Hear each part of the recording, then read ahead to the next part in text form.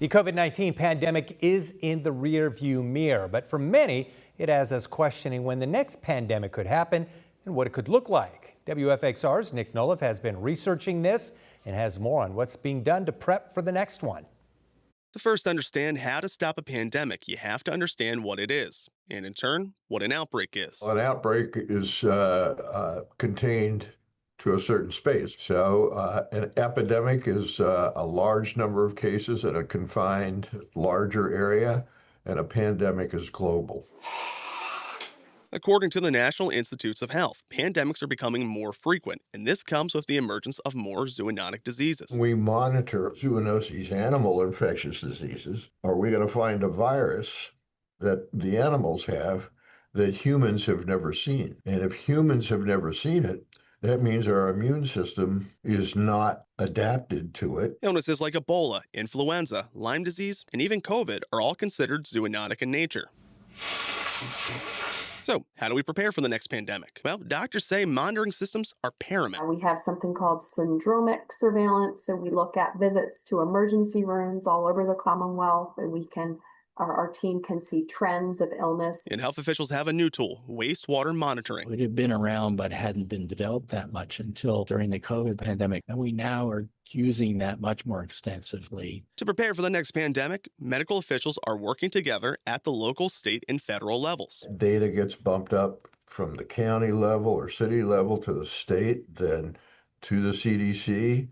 That gets bounced up then to other organizations that follow that globally. Now, some doctors are concerned about the potential impacts of cuts to federal monitoring programs. We've lost a lot of the capacity to respond to emerging infections by dismantling a lot of our international aid infrastructure. But Dr. Lori Filano, the state epidemiologist for Virginia, says many measures are still in place to effectively prepare. We saw money come in. COVID-19, investment and resources in public health. And we've been able to build a lot of infrastructure in public health and in healthcare. However, providing more funding for pandemic preparedness and public health in general is still needed. But if you don't sustain those investments, they're at risk. Public health officials are constantly working to keep folks healthy, efforts that can sometimes go unnoticed. I think about public health is that when we're doing our job well, others may not notice because it's hard to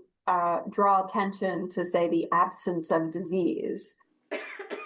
This is why health officials encourage taking measures to keep yourself healthy now, including staying up to date on your vaccines. Back in the early 1900s, 1 out of 5 children did not live to their 5th birthday. We don't want to go back to that. It was for several factors, but one of them was infectious disease. Staying vaccinated against preventable illnesses can help to keep everyone healthy through community immunity. If you have enough people vaccinated around somebody else who can't, there's nowhere for the disease to spread to because it immediately just stops. The next pandemic will ultimately happen, but healthcare workers say they are doing what they can to mitigate the circumstances. I wish I had a crystal ball. It's the one thing I'm missing, but I don't.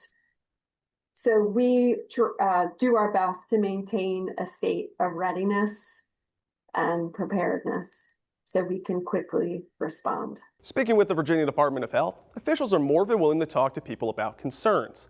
Now, Dr. Filano says public health information is vital to keeping people safe, and that she wants people to, quote, have the information they need to make the decisions they feel are best for themselves and for their families. Reporting in studio, Nick Noliff, WFXR News.